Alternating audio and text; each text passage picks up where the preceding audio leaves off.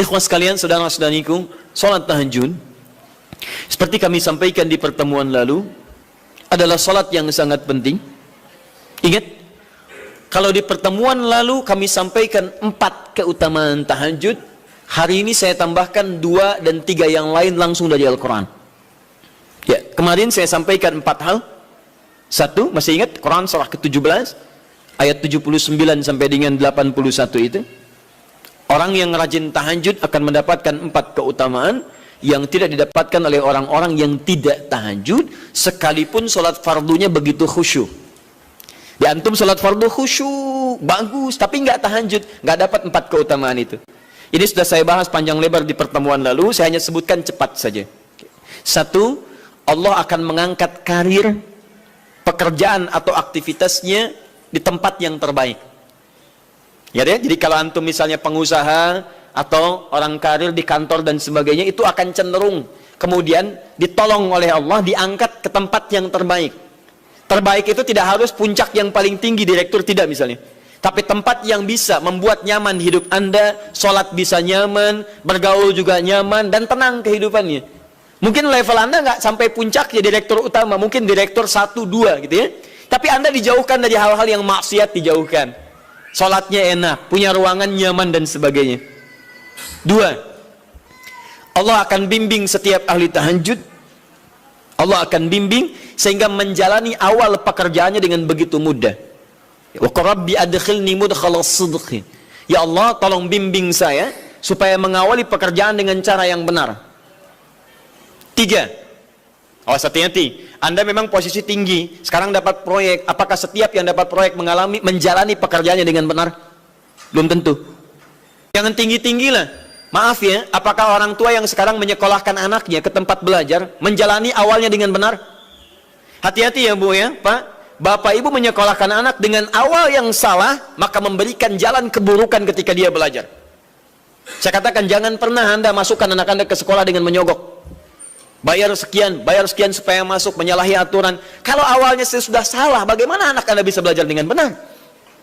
Mustahil mendapatkan sesuatu yang tidak baik. Yang baik itu mustahil didapatkan. 3, wa akhrijni mukhrajas sidqin. Allah berikan jalan keluar terbaik dari persoalan yang dirasakan. Di ahli tahajud itu setiap punya masalah, bukan nggak dapat masalah ya, bukan tidak bermasalah hidupnya. Dia mendapat ujian juga. Cuman sebelum diuji, diringankan masalahnya. Sehingga seakan-akan nggak punya masalah. Padahal sama dengan yang lain, cuma saat akan dia lalui, Allah ringankan persoalannya sehingga mudah dilalui. Dan yang keempat ini yang hebat. Ya, waj'alni min ladunka sultanan nasira. Allah akan tolong langsung orang ini ketika ada lingkungan sekitar yang akan menyakiti atau menjahilinya. Kalau diisengi orang, diganggu orang dan sebagainya, ini orang-orang seperti ini langsung mendapatkan perlindungan dari Allah Subhanahu wa taala. Ada satu kali, ini kisah nyata, seorang saleh ahli tahajud, sampai saking ahli tahajudnya tidak ingin meninggalkan kebiasaan ini. Ini sangat nyata kisahnya dan tidak mengarang. Satu kali Pak, kemudian malam-malam dia perjalanan dengan rombongan. Sekarang lihat apa yang beliau sampaikan. Begitu datang harimau itu, perhatikan ahli tahajud ini, dia ingat dengan janji Allah. Dia ingat dengan janji Allah. Perhatikan baik-baik ya. Kalau Anda sudah punya kebiasaan Qur'ani dalam jiwa Anda, maka ayat itu akan hadir membimbing Anda dalam setiap kesulitan Anda. Apapun itu. Nabi Yusuf dekat dengan Allah. Ketika digoda muncul ayatnya. Laula arra'a burhana rabbi. Kalau bukan melihat petunjuk dari Rabbnya, niscaya ada sesuatu yang buruk terjadi kepadanya. Tapi Allah jaga beliau. Lihat baik-baik teman-teman. Begitu melompat harimau itu, kemudian dia katakan dalam jiwanya. Lihat kalimatnya. Ya khalqallah. Hei makhluk Allah. Dia tidak katakan ya namar, hei harimau, tidak. Kalau disebutkan harimaunya menunjuk pada zatnya, tapi dia lekatkan makhluk ini kepada penciptanya. Hei makhluk Allah. Ya khalqallah, hei makhluk Allah. Jika saya memang rizki yang telah Allah tetapkan untukmu pada saat ini, maka saya ridho untuk engkau makan, silakan, tidak ada masalah. Kalau Allah tetapkan saya sebagai rizki untukmu pada saat ini, silahkan. Tapi kalau saya bukan menjadi rizki yang telah Allah tetapkan untukmu pada saat ini, maka jangan coba-coba ganggu ibadahku hari ini. Lihat kalimatnya, bukan jangan makan aku. Ingat, bukan jangan makan aku. Jangan coba-coba ganggu ibadahku saat ini, atau aku akan mohonkan pada Allah penciptamu untuk menghancurkan engkau saat ini juga. Perhatikan, dia minta jangan ganggu tahajudnya, bukan jangan makan dirinya. Apa yang terjadi ketika dikaitkan dengan ayat perlindungan tentang tahajudnya, maka tiba-tiba harimau ini pergi meninggalkannya, mengaum sekali langsung pergi. Anda bisa bayangkan, bisa nggak malam-malam begitu Anda sholat, tiba-tiba ada nyamuk misalnya, kan banyak tuh. Begitu Anda mulai disengat oleh nyamuk, diambil, Anda katakan, hei nyamuk, kalau ini memang rizki yang telah Allah tetapkan untukmu saat ini, sedot sebanyak-banyaknya, saya ikhlas. Tapi kalau bukan, jangan coba-coba ganggu saya.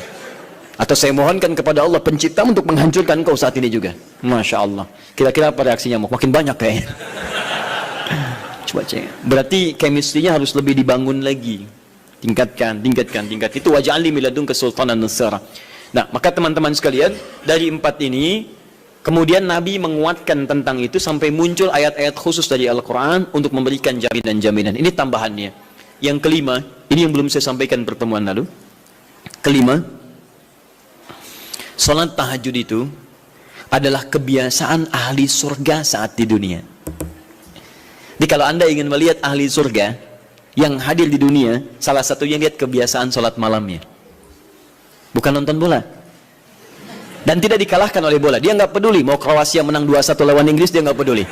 Ya, mau Prancis menang 1-0 lawan Belgia, dia nggak peduli. Pokoknya terserah, yang penting juaranya Prancis misalnya gitu kan. Tidak. Dia nggak peduli, mau siapapun nggak ada masalah. Dan tidak dikalahkan. Jadi kalau Anda ingin melihat kebiasaan ahli surga saat di dunia, lihat kebiasaan malamnya. Kalau dia bangun dan mengalahkan semua kebiasaan malam ahli dunia, maka itulah ahli surga. Salah satu kebiasaannya. Ya, kalau nanti turunan dari tahajud yang muncul, nanti saya terangkan. Yang berhasil tahajud, ciri-cirinya begini. Jadi jangan dilihat setiap yang malam sholat, itu disebut ahli tahajud. Belum tentu, ada ciri-cirinya.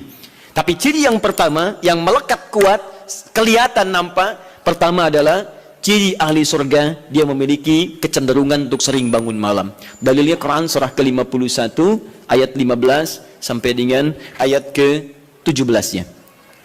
Innal muttaqina fi jannatin wa 'uyun, sungguh di antara orang takwa itu nanti akan ada yang mendapatkan hadiah taman surga. Apa keistimewaannya? Akhidhina ma atahum rabbuhum innahum kanu qabla dzalika muhsinin. Sungguh kebiasaan mereka itu saat di surga, keutamaan surga, taman surga ini, mereka akan langsung mendapatkan semua kenikmatannya dari Allah langsung. Kalau surga lain diberikan lewildanun mukhalladun, pelayan surga. Di kalau antum ikhwan oleh bidadari surga, yang akhwat oleh pangeran-pangeran surga. Ganteng cantiknya nggak usah dibayangkan, tak terlukiskan. Ada hurun in, ada seperti mutiara, ada seperti berlian, oh, indah sekali. Dan kata Nabi, mala ainan ra'at wala udhunun sami'at wala khatara ala qalbi bashar. Ya, nggak pernah dilihat di bumi. Dia mengantarkan bi aqwabi wa abari qawaqasin min ma'in, bawa gelas-gelas yang berleburan mutiara, emas dan sebagainya. Nggak seperti ini, nggak ada merek Akhir TV di sana nanti. Ya, semuanya indah. Tapi nggak terbayang. Tapi taman surga tidak. Allah langsung yang berikan tanpa perantara. Kun fayakun. Gak usah dibayangkan, laisa kamitslihi syai', ada seketika. Tapi yang hebat, apa kebiasaan ini? Kata Al-Quran langsung, ini Allah yang mempersaksikan. Innahum kanu qabla dzalika muhsinin, mereka itu ahli ihsan saat di dunia. Ayat 17-nya, kanu qalila minal laili ma yahja'un. Mereka itu malamnya sedikit tidurnya. Jadi punya kebiasaan bangun malam. Jadi kalau Anda, ini cara memahami ayat itu begini. Cara memahami ayat seperti ini, jangan mencari orang lain. Anda sendiri yang menjadi bagian dari ayat itu. Jadi itu diinformasikan pada kita sebagai tawaran, kita mau nggak berniaga dengan ayat itu? Mau nggak menjadi bagian dari ahli surga itu? Jadi jangan sibuk mencari kebiasaan orang. Kenapa Anda tidak membiasakan diri jadi bagiannya? Ya, jadi coba cek dari keluarga. Ada nggak sudah jadi bagian dari ahli surga di keluarga Anda? Sekarang pulang ke rumah, coba lihat dari sekian orang yang ada di rumah berapa yang bangun. Mula-mula cuma 2 orang menikah suami istri belum bangun. Allah kirimkan anak belum bangun. Sudah ada cucu belum bangun. 10 orang di rumah nggak ada yang bangun. Masa satu pun nggak ada yang jadi ahli surga? Ayo coba. Makanya karena saking tingginya ayat ini, Nabi sampai membangunkan istrinya, membangunkan menantunya, membangunkan anaknya Fatimah Az-Zahra, menantunya Ali bin Abi Thalib. Dibangunkan oleh beliau, ayo bangun, bangun, bangun. Saking inginnya keluarga Nabi terpancar cahaya surga sejak mulai di dunianya. Teman-teman pulang ke rumah ya, coba lihat tuh. Anak-anak di pesantren kalau pulang dan sebagainya, malam bangun nggak dia? Coba biasakan, bangun, bangun, bangun. Dan Anda akan rasakan hal yang sangat berbeda. 2, tadi tambah 1 ya, berarti 5, sekarang yang ke-6. Orang-orang yang rajin bangun malam, itu orang-orang yang mendapatkan pujian langsung dari Allah Subhanahu wa ta'ala. Jadi kalau Anda ingin melihat orang yang dipuji Allah, itu lihat orang yang sering bangun malam, tahajud. Di antara dalilnya, Quran surah ke-32 ayat ke-16. Tatajafa junubuhum 'anil madaji' yad'una rabbahum khaufan wa tama'a wa mimma razaqnahum yunfiqun. Setelah kita sujud itu, ayat sajadah, Allah terangkan. Itu indah sekali kaitannya. Nih, di antara orang sujud ini, ada yang lebih hebat lagi. Kalau Anda sholat subuh baca misalnya ayat sajadah, sujud, Allah terangkan. Di antara sifat orang yang rajin sujud ini, adalah orang-orang yang rajin tahajud. Tatajafa junubuhum 'anil madaji'. Mereka sering menghindari tempat tidur di malam harinya. Maksudnya apa? Rajin tahajudnya. Ada orang-orang yang dipuji oleh Allah Subhanahu wa ta'ala karena kebiasaan malamnya dia menghindarkan diri dari tempat tidur. Maksudnya bukan nggak tidur, rajin bangun malamnya, rajin bangun malam. Bapak Ibu kurang apa lagi ya? Kalau ada orang dipuji misalnya saat di dunia, presiden memuji seseorang, artinya presiden menyukai dia, artinya presiden menjamin kemudahan baginya. Kalau ada orang yang dipuji Allah, artinya Allah mencintai dia dan menjamin kemudahan dalam kehidupannya. Maka dekati orang-orang seperti ini. Saya sarankan kalau antum punya teman, ikhwan sekalian, sedang mabit misalnya atau tugas dinas keluar, tiba-tiba tengah malam di hotel dia bangun sholat, itu teman terbaik Anda.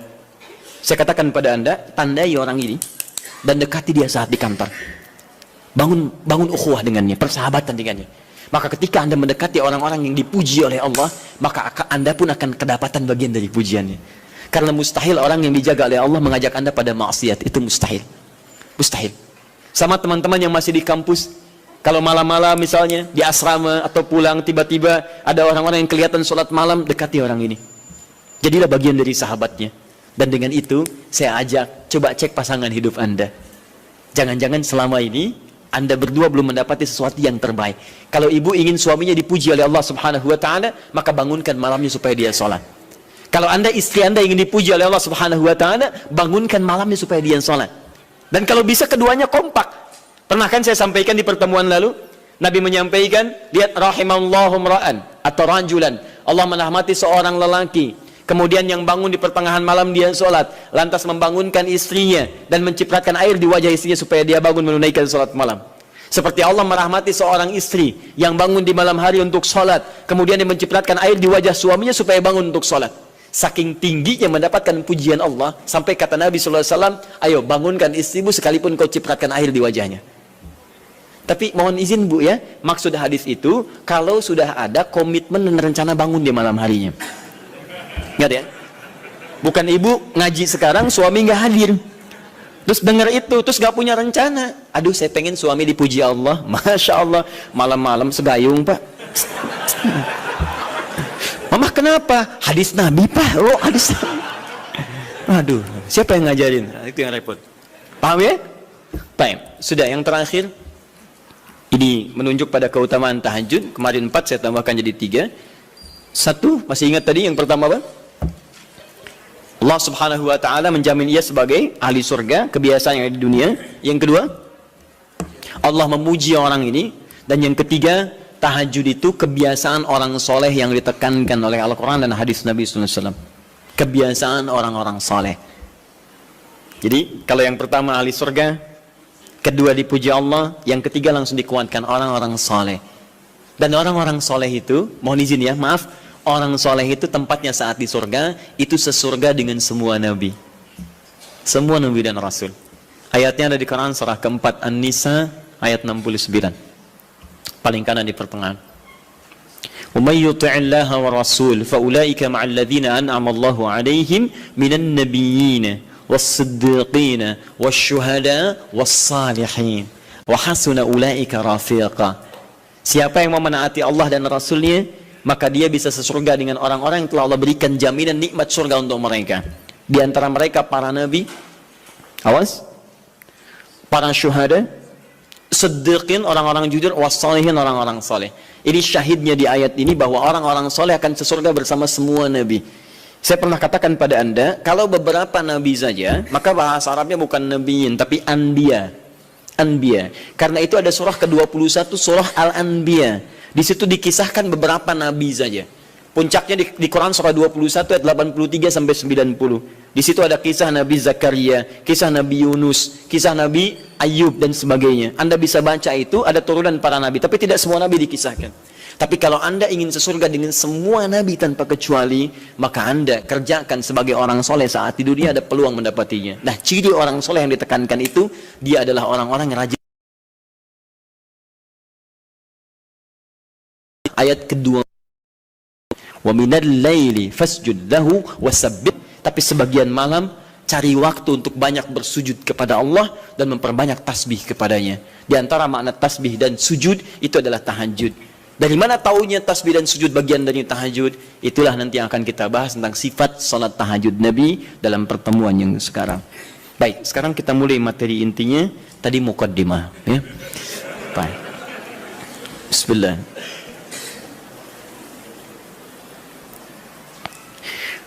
Bismillahirrahmanirrahim. Di pertemuan lalu kita telah bahas tentang jumlah rakaat salat malam. Kemudian di antara rakaat itu kita diberikan pilihan mana yang mau dipilih, silahkan, tidak ada masalah. Mau 11, mau 23, bahkan lebih daripada itu. Sekarang setelah diketahui jumlah rakaatnya, bagaimana cara menunaikannya? Baik. Hadis pertama, Abu Daud, nomor hadis 1369.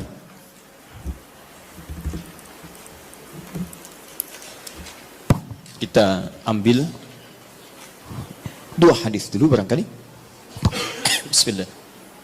Satu, hadis riwayat Abu Daud. Masih ingat ya? Abu Daud nama aslinya Sulaiman dari Sijistan, dikenal dengan Sulaiman As-Sijistani. Dia rawinya Ibn Abbas radhiyallahu ta'ala anhuma. Baik. Yang kedua, bisa diambil di Al-Bukhari.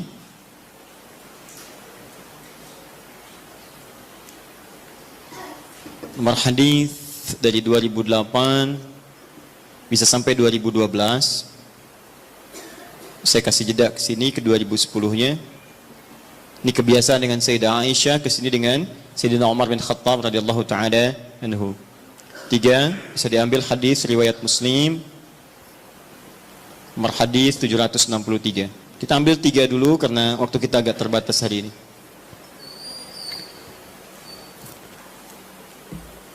Baik, yang pertama kita lihat. Sekarang kita akan bicara tentang teknis atau cara menunaikan tahajud. Sifat pertama, apakah tahajud ditunaikan sendirian atau bagaimana bacaan tahajud Nabi sampai dengan kesalam. Ya, kita mulai bagian pertama. Bismillahirrahmanirrahim, tentang persoalan apakah salat tahajud ditunaikan sendiri atau berjamaah. Kita ambil hadis pertama di Abu Daud nomor hadis 1369. Hadis ini telah kami kopikan tentang dari awal pembahasan dan alhamdulillah saya hakul yakin sudah dibagikan, ya. Mungkin sebagian yang datang pada kesempatan ini ada yang belum mendapatinya. Mudah-mudahan nanti kita tampilkan kembali untuk bisa dipahami dengan baik. Singkatnya adalah ketika Nabi SAW menginap di rumah istri beliau Sayyidah Maimunah, kemudian Ibnu Abbas radhiyallahu taala anhuma juga ingin menginap di rumah Sayyidah Maimunah. Setelah itu tujuannya untuk mengetahui kebiasaan Nabi. Ini Bapak Ibu, maaf ya, kalau saya harus sampaikan permohonan maaf di awal. Kebanyakan orang belajar hadis itu seringkali melewati muqaddimahnya, pengantar hadisnya. Hanya langsung ingin tahu poin-poinnya aja, isinya seperti apa. Padahal pengantar hadis itu memberikan inspirasi pada kita membentuk karakteristik seperti orang-orang baik di masa lalu. Jadi saya sarankan kepada Anda, kalau Anda belajar hadis, kemudian ingin Anda bahas, ada dua hal penting di hadis itu. Satu sanad, dua matan. Sanad itu adalah singkatnya silsilah periwayat hadis yang meriwayatkan hadis itu sampai pada kita. Siapa yang meriwayatkan hadisnya? Pelajari kenapa dia bisa meriwayatkan hadis, apa kebiasaannya.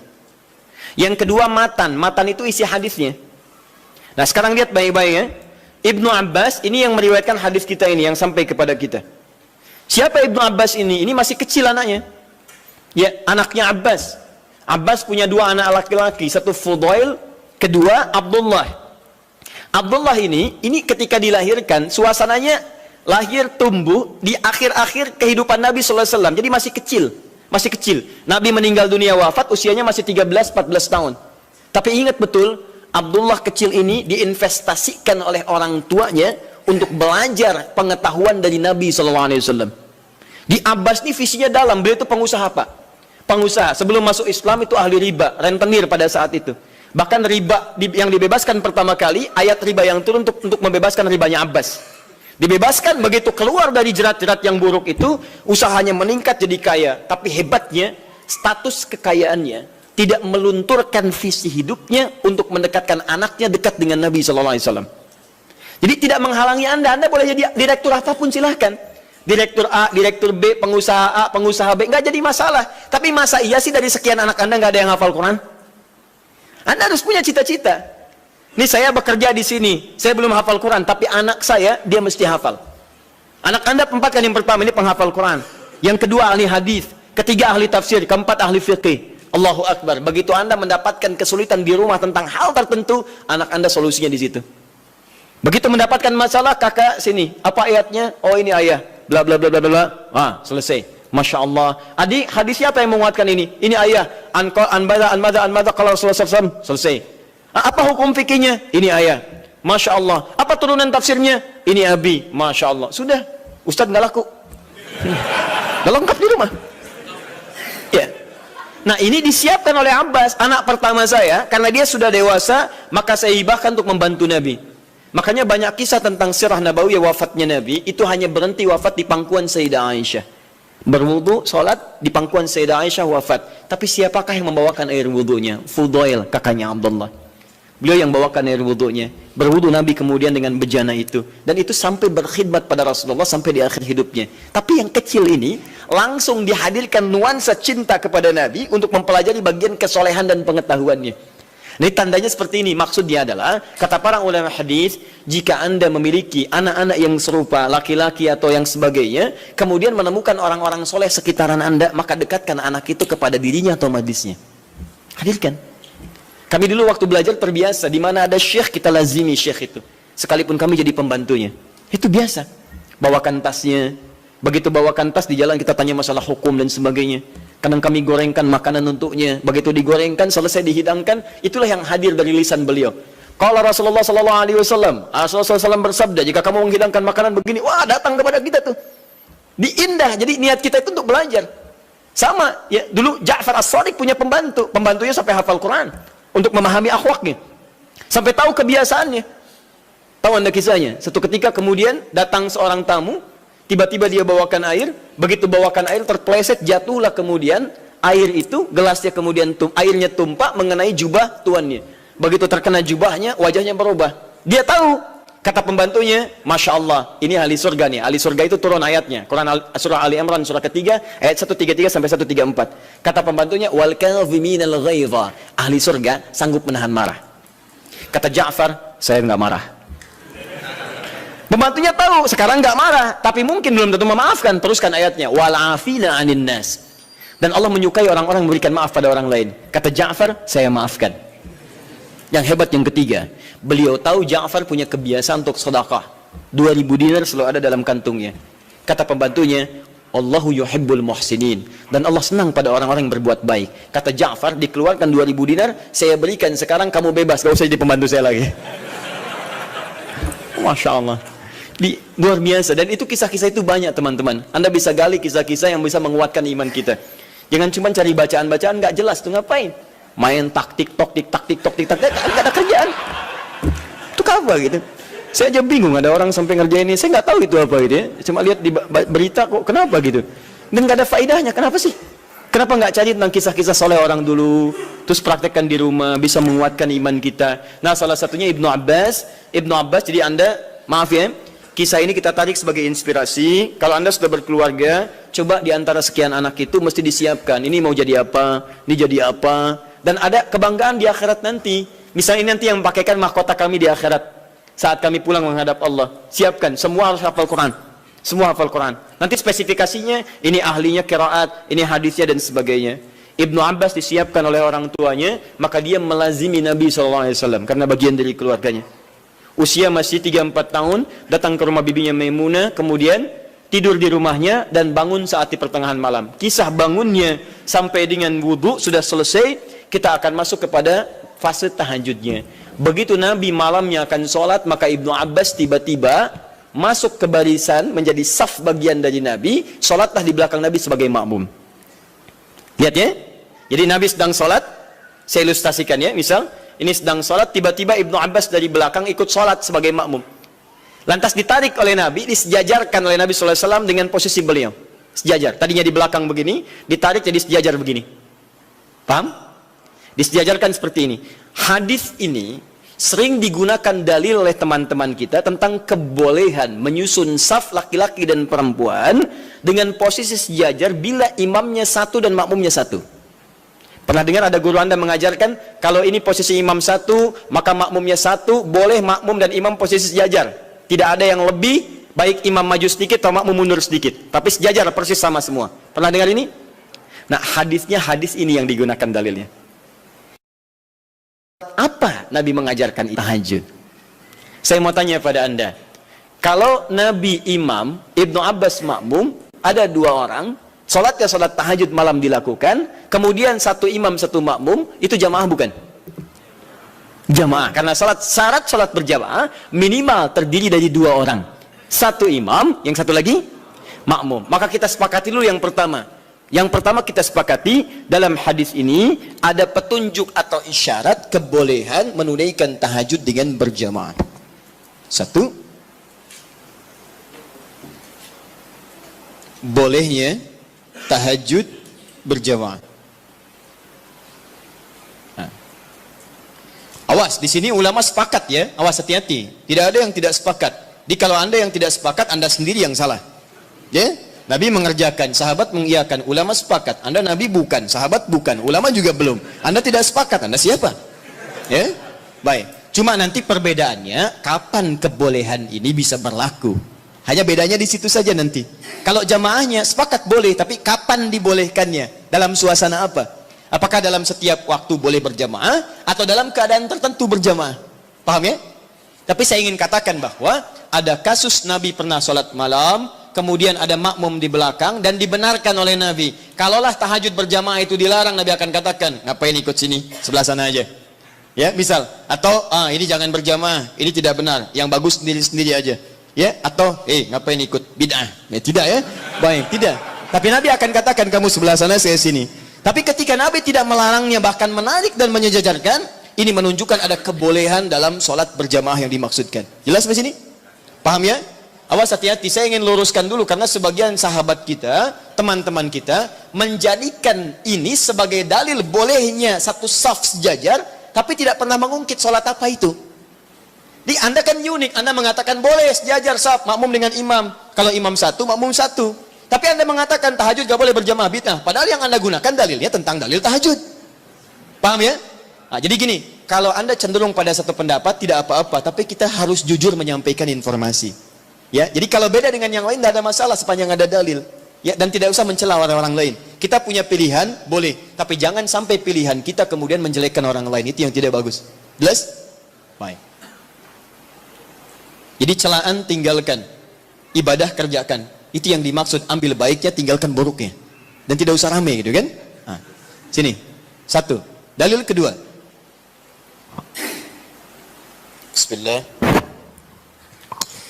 Sayyidah Aisyah radhiyallahu taala anha diriwayatkan di Al-Bukhari dari nomor hadis 2008 sampai ke 2010-nya. 2012 untuk sahabat Umar bin Khattab radhiyallahu taala anhu. Ja'a ashabu Rasulullah sallallahu alaihi wasallam. Datang beberapa orang sahabat Nabi sallallahu alaihi wasallam. Fahum Abdullah bin Mas'ud radhiyallahu taala anhu, Hudzaifah al-Yamani radhiyallahu taala anhu, wa Ubay bin Ka'ab radhiyallahu taala anhu. Baik, datang beberapa sahabat Nabi sallallahu alaihi wasallam, di antara mereka adalah sahabat Abdullah bin Mas'ud, kemudian Hudzaifah al-Yamani, kemudian Ubay bin Ka'ab radhiyallahu taala anhum jami'an. Fasa'alu Sayyidata Aisyah radhiyallahu taala anha. Mereka bertanya kepada Sayyidah Aisyah, semoga Allah meridai kepada beliau, an sifati salatin Nabi sallallahu alaihi wasallam, tentang sifat salat malamnya Nabi sallallahu alaihi wasallam. Faqalat, maka beliau menyampaikan, riwayatnya cukup panjang, ya. Maka yazidu fi Ramadan wala fi ghairihi ada 11 rakaat. Ya, sepanjang tinggal di rumah saya, sepanjang bersama saya, perhatikan cara menerjemahkannya. Sepanjang bersama saya perhatikan baik di Ramadan atau di luar Ramadan, beliau tidak pernah lebih dari 11 rakaat. Ya, jadi 11 rakaat di Ramadan, di luar Ramadan 11 rakaat. Tapi tolong catat baik-baik ya, cara menerjemahkannya sepanjang bersama saya. Sedangkan Nabi, istrinya tidak hanya Sayyidah Aisyah. Tadi saya katakan ada Sayyidah Maimunah, ada Sayyidah Zainab dan sebagainya. Dan di tempat lain Nabi pernah 13 rakaat. Seperti saya sampaikan di tempatnya Sayyidah Maimunah, Nabi 13 rakaat. Ada bahkan yang kurang dari itu, ada yang lebih daripada itu. Tapi di rumah Sayyidah Aisyah 11 rakaat. Dan ini telah tuntas di pertemuan lalu. Perhatikan, yusalli arba'an, kemudian beliau salat 4 rakaat. Thumma yusalli arba'an, kemudian 4 rakaat. Thumma yusalli thalathan. Beliau salat 4 rakaat dan 3 rakaat.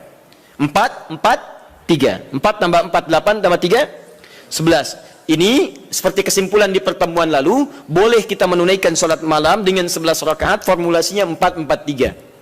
Kalau Anda ingin 2, 2, 2, 2, ujungnya 1, boleh. Hadisnya sudah saya sampaikan. Bahkan masih tertulis di Abu Dawud nomor hadis 1369.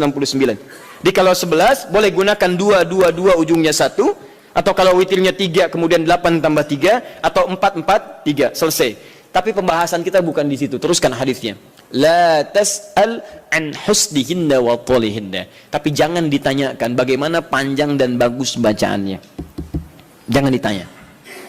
Maka setelah peristiwa itu, beberapa malam kemudian mereka mengikuti Nabi SAW, sholat di belakang Nabi SAW dalam kesempatan sholat malamnya. Dimulai dari Hudzaifah, dimulai dari kemudian Abdullah bin Mas'ud dan yang lainnya. Yang paling menarik, bahkan tersebut nanti di Al-Bukhari, bahkan di hadis Muslim, teman-teman sekalian, indah. Kata Hudzaifah, termasuk Abdullah bin Mas'ud, tidak ada sholat seindah sholat di belakang Nabi SAW. Tidak ada sholat seindah sholat di belakang Nabi SAW. Ini yang mereka kisahkan sholat malam. Kata Abdullah bin Mas'ud, Rasulullah SAW kemudian membaca 100 ayat Al-Baqarah pertama. Saya duga akan selesai, ternyata beliau lanjutkan. Yang paling menarik, lihat. Ketika beliau membaca ayat tasbih, maka beliau berhenti bertasbih terlebih dahulu. Ketika membaca ayat doa, maka beliau berhenti berdoa terlebih dahulu. Ketika kemudian sampai pada ayat-ayat perlindungan itu tentang berlindung dari neraka, dari azab dan sebagainya, maka beliau berhenti untuk berlindung kepada Allah dari semua keburukan itu dulu. Anda bisa bayangkan, nanti ketika masuk ke bacaan saya terangkan tentang makna ini. Tapi poinnya adalah, saya mau tanya pertama kali, 3 orang sahabat ini salat di belakang Nabi dalam kesempatan salat fardu atau salat sunnah? Sunnah. Salat sunnahnya siang atau malam? Malam. Malamnya tahajud atau bukan? Artinya, boleh kemudian dalil ini bahkan tersebut di kitab yang sangat sahih, hadisnya sahih, menunjukkan kebolehan menunaikan salat tahajud secara berjamaah. Paham? Baik. Ini dalil yang kedua. Ini dalil yang kedua. Tapi bagaimana pemahaman ulama dalam menafsirkan kebolehan ini? Karena jangan tafsirkan oleh kita sendiri, rujuk para ulama. Ibnu Majah nomor hadis 233. Innal ulama warathatul anbiya. Sungguh para ulama itu pewaris para nabi. Wa innal anbiya la yurithuna dirhaman wala dinaran, walakinnahum yurithuna al-ilma. Sedangkan para nabi tidak pernah mewariskan dinar dan dirham, mereka mewariskan pengetahuan. Artinya, kalau ada ilmu yang pernah disampaikan oleh nabi, maka kita harus merujuk pada pemahaman ulama. Bagaimana mereka menafsirkannya? Paham ya? Awas, dan ulama itu luar biasa. Mereka belajar puluhan tahun. Imam Al-Bukhari itu menulis Sahih Al-Bukhari 16 tahun. Sebagian di Mekah disempurnakan di Madinah. Lalu Anda menyimpulkan dalam 16 jam. Mustahil, ya? Nah, ini dalil-dalil tadi menunjukkan kebolehan sholat berjamaah. Lantas bagaimana memahami tentang kisah-kisah tadi dalam kebolehan yang dimaksudkan? Maka ulama terbagi pada 2 pendapat utama dari sini. Dan ini yang boleh kemudian kita amalkan dalam kehidupan. 1,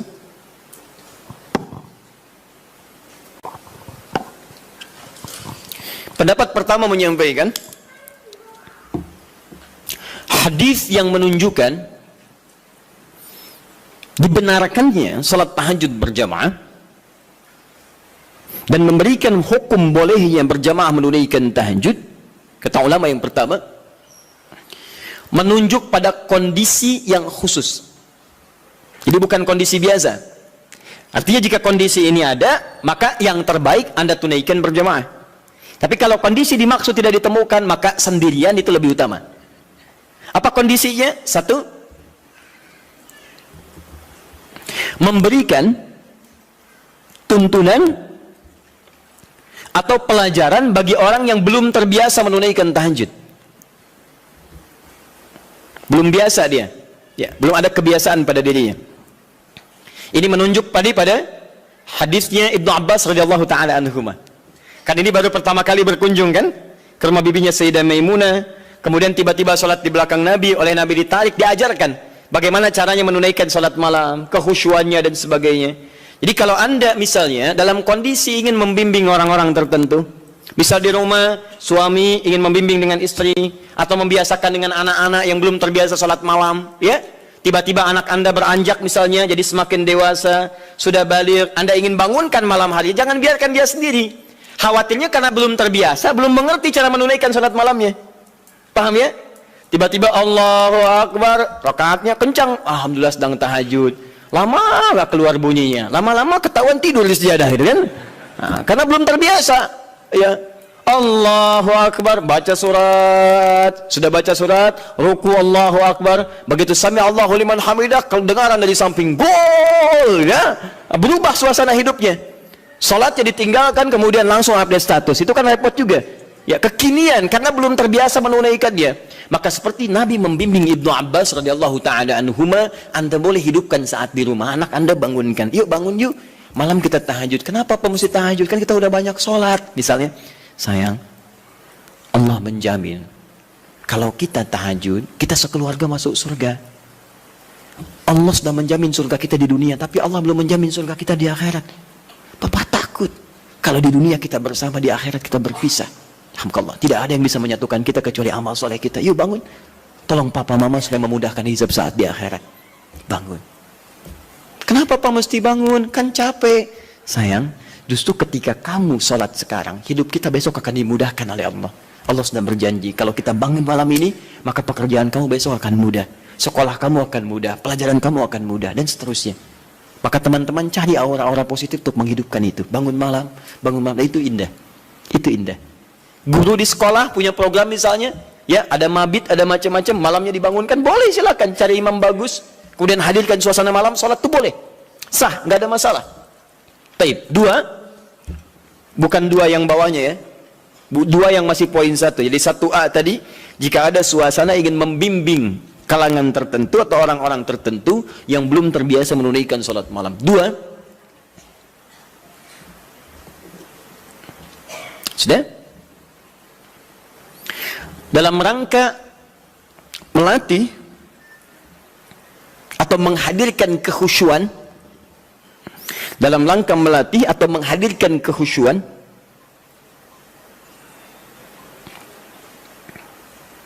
juga menyempurnakan hafalan Al-Quran. Melatih, menghadirkan kekhusyuan, juga menyempurnakan hafalan Al-Quran. Ini kebolehan ini diikat pada suasana yang kedua ini. Contohnya tadi peristiwa beberapa sahabat tadi. Ya, mereka biasa salat malam.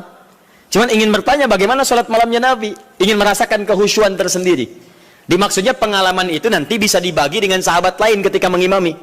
Visi sahabat begitu Pak, Bu. Di sahabat-sahabat ini kadang ngejar Nabi supaya bisa diamalkan lagi dalam kesempatan lain. Misal Mu'adz bin Jabal itu ngejar Nabi. Bagaimana sifat salat fardunya. Begitu mendapati kebiasaan Nabi, Masya Allah. Begitu Mu'adz salat di belakang Nabi, Allahu Akbar. Salat isya'nya teman-teman sekalian, itu sampai Al-Baqarah 100 ayat. Baru kemudian selesai salam. Begitu mendapatkan pengalaman itu, Mu'adz kemudian pergi ke tempat beliau, jadi imam. Saat jadi imam, beliau imami persis sama dengan cara mengimami Nabi. Isya'nya Al-Baqarah, rakaat pertama 100 ayat.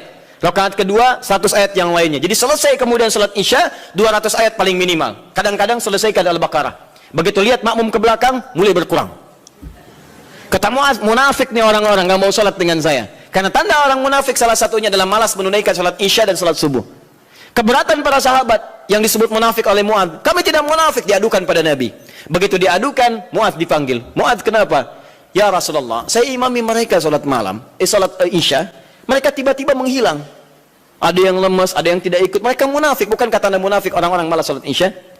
Lalu ditanya oleh Nabi, kenapa kalian tidak ikut sholat dengan Mu'adz? Ya Rasulullah, bukan kami nggak ikut, cuman kepanjangan. Kami udah kerja begini capek, diimamin begini, kami juga capek kan ya? Nah itu zaman Nabi sudah ada. Sudah ada sebagian seperti itu. Maka kata Rasulullah, kenapa Mu'adz kamu terlampau panjang? Kata Mu'adz, ya Rasulullah, saya akan ikut Anda. Anda ingin saya begini, saya praktekkan. Tapi Nabi perhatikan, lebih pintar, karena Allah berikan bimbingan. Ya Mu'adz, perhatikan baik-baik. Saya baca panjang, karena makmum saya itu kamu. Tapi kamu baca panjang, makmum kamu mereka. Tidak sama. Kalimat itu yang di-copy paste oleh sahabat Ali bin Abi Thalib ketika kemudian disoal oleh masyarakatnya pada saat itu. Kata rakyatnya, Ali, kenapa pemerintahan kamu banyak masalah? Pemerintahan pada masa Utsman tidak begini. Umar lebih bagus daripada ini. Abu Bakar lebih bagus lagi. Pemerintahan kamu banyak masalah. Kata Ali, waktu Abu Bakar, Umar, Utsman, rakyatnya saya. Tapi waktu saya, rakyatnya kalian.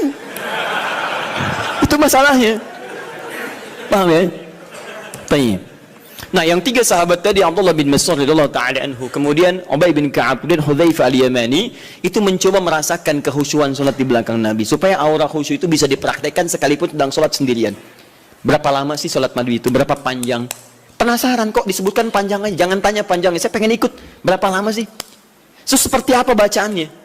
Itulah yang kemudian mereka dapatkan dan diabadikan oleh Imam An-Nawawi. Antum beli kitab At-Tibyan. Saya ada beberapa yang bahasa Arab, seingat saya yang di terbitan Darul Kutub Al-Islamiyah warna merah marun, itu halaman 37, paling kanan sebelah atas, paragraf pertama dari 1 sampai 3. Itu teman-teman sekalian, kata Imam An-Nawawi, sepeninggal Nabi, semua sahabat Nabi yang profesi apapun, maaf ya, yang pedagang, yang pengusaha, yang birokrat, yang diplomat, itu tidak pernah meninggalkan kebiasaan sholat malam dan kebiasaan mereka sampai khatam Al-Quran. Sholat malam ya. Uthman bin Affan, Tamim Ad-Dari, Abdurrahman bin Auf dan sebagainya. Mereka orang-orang kaya, orang sukses, kaya. Abdurrahman bin Auf kapaknya terbuat dari emas, hartanya banyak, tapi tidak menghentikan kerinduannya untuk menunaikan tahajud. Antum sekaya apa dibandingkan beliau? Dan berapa kali dikalahkan oleh rasa kantuk dan yang lainnya? Orang kaya sekarang belum tentu ada yang kapaknya terbuat dari emas. Tanyakan Bill Gates, orang paling kaya sekarang, istrinya Melinda Gates. Tanyakan, punya kapak nggak? Belum tentu punya. Minyak angin aja nggak punya, cap kapak ya. Jadi itu ya. Jadi kalau Anda ingin merasakan misalnya kehusyuan, kenikmatan sholat, Anda boleh malam datang, misalnya ada imam yang bagus, bacaannya indah, sehingga beberapa bagian tertentu terces lagi, ya enak, dapat imam bagus. Seperti saat Ramadan Anda mencari imam yang bagus, itu boleh.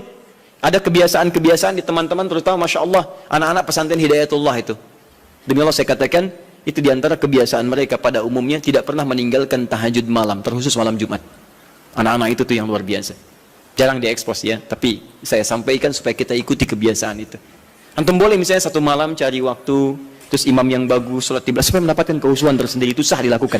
Seperti para sahabat pernah melakukan. Dalilnya ini, hadis sahih, dibenarkan oleh para ulama, dan sah hukumnya. Ini kata para ulama yang pertama, dibolehkan sholat tahajud berjamaah dalam konteks ini saja. Ini yang tekstual. Di luar ini, kerjakan masing-masing. Jelas sampai sini? Baik. Yang kedua, berpendapat para ulama, hadis ini menunjukkan kebolehan mutlak berjamaah. Tak perlu diikat oleh kondisi. Artinya kalau mau jamaah, jamaah aja. Kalau enggak, bolehnya mutlak. Kenapa? Karena Nabi pun tidak memberikan petunjuk syarat khusus. Nabi tidak pernah mengatakan, boleh tahajud kalian kalau ada keperluan aja, atau kalau ingin menghadirkan kehusyuan. Kalau tidak, ya sudah, nggak usah. Maka ulama yang kedua mengatakan sepanjang tidak dikhususkan, maka jangan jadikan yang umum itu kemudian ditaksis jadi hukum umum, jadi hukum khusus. Di yang kedua mengatakan dari sini tahajud boleh mutlak berjamaah. Artinya kalau ingin jamaah, jamaah. Kalau tidak, nggak apa-apa. Paham di sini? Jadi kalau yang pertama mengikat dengan dua kondisi tadi, kalau tidak ada itu nggak usah berjamaah. Kemudian yang kedua mengatakan ingin sendirian boleh, ingin berjamaah boleh, dan bolehnya boleh mutlak. Artinya kalau ingin silahkan, tidak silahkan. Suami istri bangun malam, pengen tahajud berjamaah boleh, silahkan. Pengen masing-masing, nggak ada masalah. Jelas sampai sini? Tidak harus menunggu dua kondisi ini. Kalau ingin bangun bersama-sama, bangun sholat berjamaah, sah hukumnya. Paham? Dan dua hal ini tidak ada pertentangan, masing-masing menghormati satu dengan yang lainnya, hanya menunjukkan beberapa perbedaan saja dari sudut pandang pemahaman kepada dalil. Tapi dua-duanya sepakat bahwa tahajud boleh ditunaikan secara berjamaah. Paham? Baik. Kalau sendirian boleh? Tidak ada perbedaan pendapat di situ. Jadi jangan Anda katakan, bolehkah sholat tahajud sendirian? Terdapat perbedaan pendapat ulama di situ. Anda yang beda di situ. Paham ya? Baik. Satu, selesai masalah kita. Ustadz cenderung yang mana? Dua-duanya hampir sama. Apa yang mau didebatkan? Dua-duanya hampir sama. Toh mustahil orang-orang berjamaah kalau nggak ada dua keperluan itu. Silakan cek. Pada umumnya ketika berjamaah kan dua itu. Kalau imam tidak memberikan contoh cara tahajud yang benar, yang kedua ingin mendapatkan kekhusyuan dalam sholat.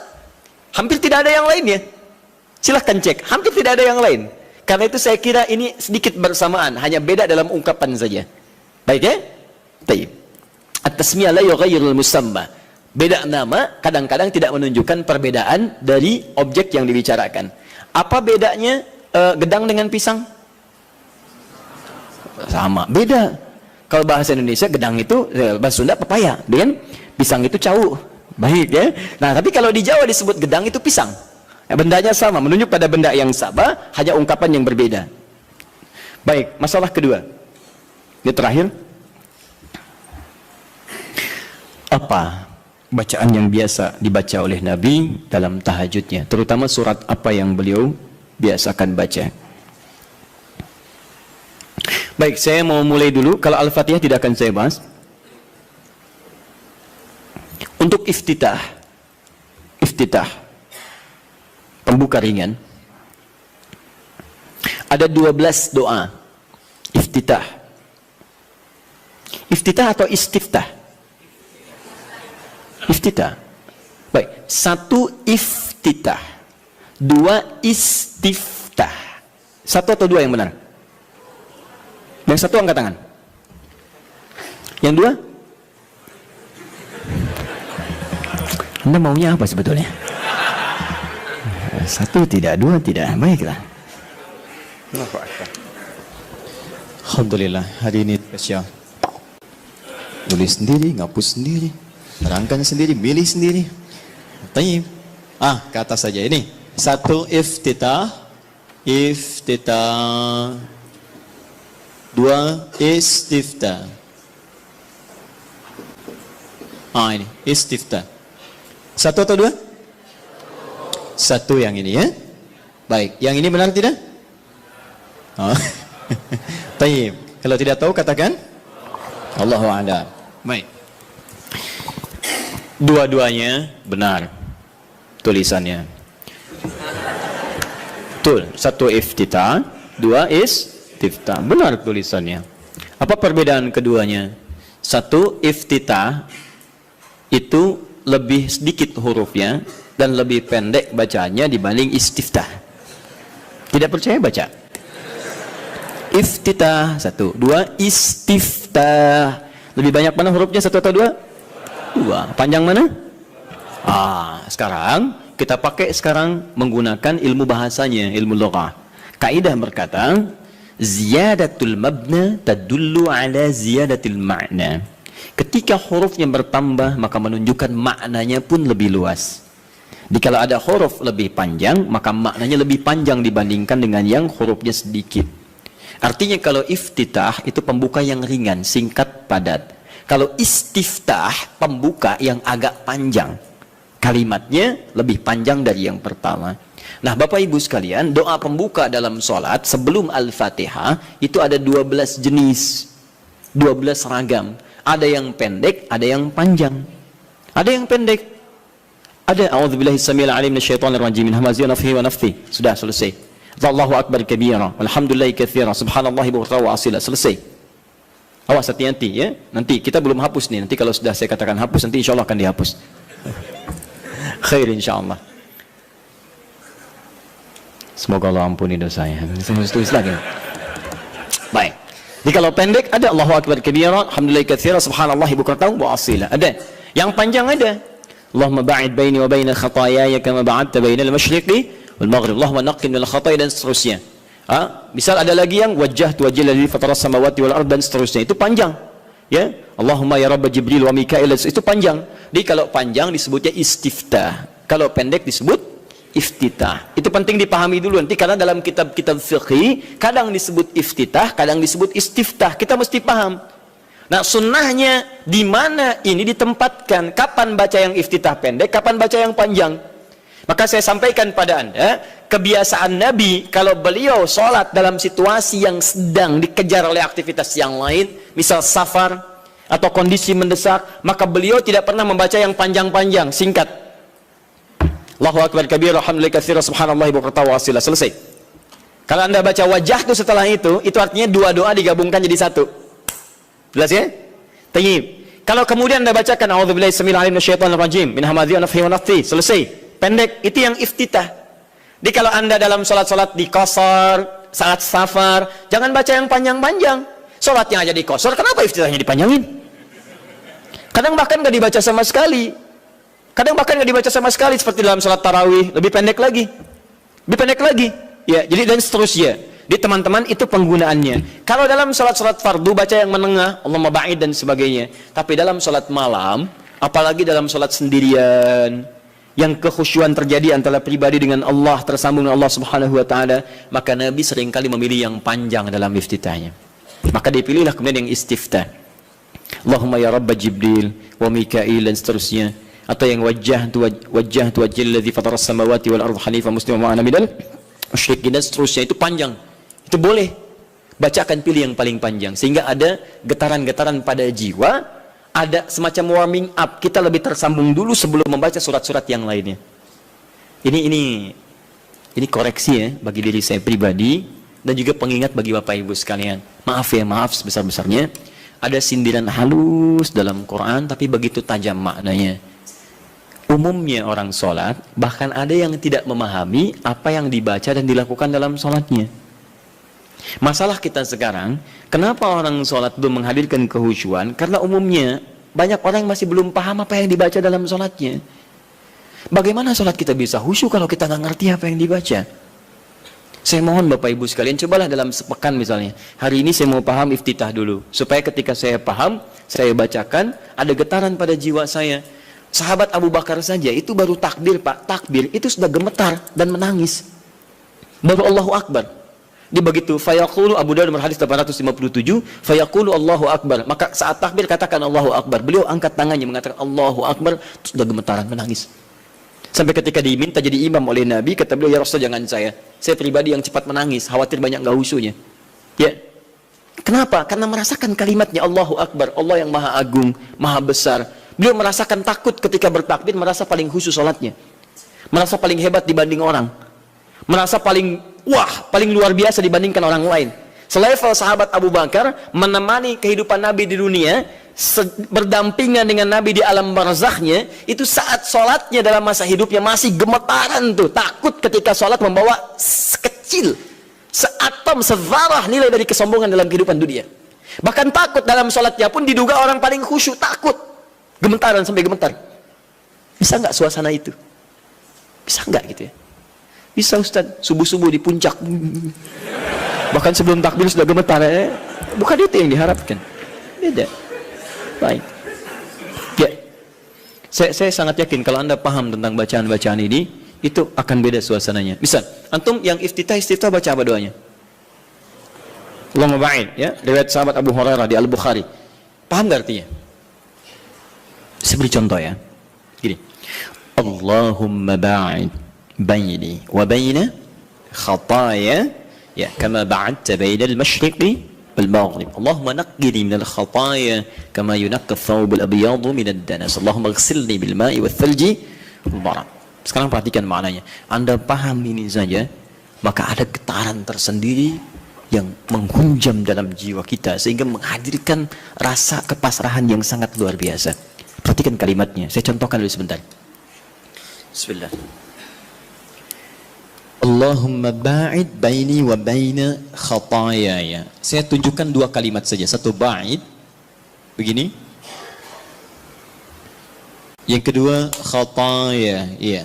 Khataya. Ya terakhirnya pendek, nggak panjang ya. Ya. Saya mulai yang ini dulu. khataya, ya, ini dua kalimat yang disatukan. Kalimat pertama khataya, ini keduanya plus ya kecil, khataya plus ya pendek, ya disatukan. Kalau ini saya naikkan ke atas, saya tuliskan dulu begini, khataya, ini jama' dari kata khata'un. Jama' ini ada dua, satu akhta'un, akhta', yang kedua khataya. Perhatikan, apa artinya khata'? Artinya salah, yang berpeluang memiliki dosa. Khata', salah. Ada di antara kita yang tidak punya salah? Boleh angkat tangan? Saya langsung pulang. Ya, beliau lebih berhak menyampaikan tausiah. Tapi ada yang hari ini kesalahannya sedikit, yang banyak, sangat banyak, saking banyaknya nggak bisa angkat tangan, tuh kan? Baik, sekarang ganti. Ada yang ingin masuk surga, boleh angkat tangan? Saya doakan dipercepat. Tapi, alhamdulillah. Tapi, yang surganya Firdaus boleh angkat tangan? Baik, ini info aja ya, info. Nabi Adam berbuat kesalahan sedikit sekali, sedikit. Nyicipin buah khuldi, keluar dari surga. Antum ngaku salah banyak, pengen masuk. Maka kita harus punya amalan lebih daripada apa yang pernah kita lakukan dari kesalahan. Khata ini salah, sekali salah. Kalau kesalahannya banyak, saya ilustrasikan begini. Kalau ingin mengukur kesalahan, jangan jauh-jauh dulu, tubuh kita dulu. Ini mata nih, mata. Hari ini aja berapa kali salahnya? Salah lihat. Sudah ada istri, dilihat istri orang. Ibu juga begitu, udah ada suami, dia suami orang. Kenapa suami saya nggak seperti Ustadz ya? Suami ibu. Ya. Paham ya? Nah, itu baru mata, belum telinga, belum lisan, belum pikiran dan sebagainya. Paham ya? Nah, kalau kesalahannya jadi banyak, tapi masih bisa dihitung, itu akhta namanya. Akhta, salah, tapi masih terhitung. 1, 2, 3, 4, 10. Hari ini 50 salah. Ya Allah, berarti saya harus cari 50 amalan untuk menutup yang salah ini. Salah harus ditutup oleh soleh. Berarti saya harus mengerjakan amal soleh untuk menutup yang salah. Bagaimana caranya? Ingat, cari amalan yang cerdas ya. Cerdas. Yang amalan ringan tapi pahalanya banyak. Kalau kesalahan itu kan satu kali salah dihitung 1 kan? Tapi kalau amalan kebaikan 1 dihitung berapa? 10. Cari lagi amalan yang berlipat seperti bacaan Quran. Bacaan Quran itu 1 hurufnya 10 kebaikan. Jadi begitu Anda melakukan, tak sadar nih ada kesalahan nih 30 misalnya. Begitu Anda baca Quran, alif lam mim, yang bukan dosa besar, Alif 1 huruf, lam 1 huruf, mim 1 huruf di hadis Nabi At-Tirmidzi hadis 2910. Ya kan? Maka seketika yang kita nggak duga salah itu dihilangkan oleh Allah. Hilang. Makanya nggak baca Quran sehari itu rugi. Demi Allah rugi saya katakan. Karena dia nggak sadar beberapa kesalahan dia tidak tergugurkan dalam kesehariannya itu. Coba kalau mau hitung-hitung, aduh saya salah 5 nih, berarti harus saya tutup. Nun, selesai. Bang, itu orang hitungan. Balik sini. Tapi kalau Anda merasa seperti tadi, aduh nggak terhitung nih, banyak kesalahannya, nggak bisa keukur, maka rubah jamaknya, dari jamaknya yang kathrah, khataya. Jadi ada jam'ul qillah, jama' tapi masih bisa terhitung, ada jam'ul kathrah di ilmu nahwu, jama' tapi sulit untuk dihitung saking banyaknya, banyak. Rubah kalimatnya dari akhta jadi khataya. Paham? Nah, terus Anda ngaku, saya memang mengakui ya Allah banyak salah seperti tadi itu. Ngaku banyak, mata salah, telinga salah, kaki salah, semua salah ya Allah, saya ngaku banyak salahnya. Amal saya sedikit. Kalau Anda mengakui kesalahannya, tambahkan ya kecil di ujung kalimat khatayanya. Maka khataya ya. Ini kalau kalimat itu disatukan khataya ya, maknanya saya mengakui saya banyak salahnya. Nah, kalau Anda ingin dihapuskan, dijauhkan dari kesalahan itu sejauh-jauhnya, maka sesuatu yang dijauhkan sejauh-jauhnya bahasa Arabnya ba'id. Ada tasydid ba'id, ada pakai alif ba'id. Kalau tasydid begini, ini di ilmu lugah ya, ba'id ada tasydidnya ini. Itu artinya jauhkan tapi masih kelihatan. Allah ya ikhwah ba'id as-sa'an nih. Teman-teman tolong jauhkan jam itu dari saya. Anda jauhkan misalnya. Tapi saya masih lihat itu pakai tasydid, ba'id. Tapi kalau sudah pakai alif, ba'id, itu artinya jauhkan sejauh-jauhnya sampai saya nggak bisa lihat lagi.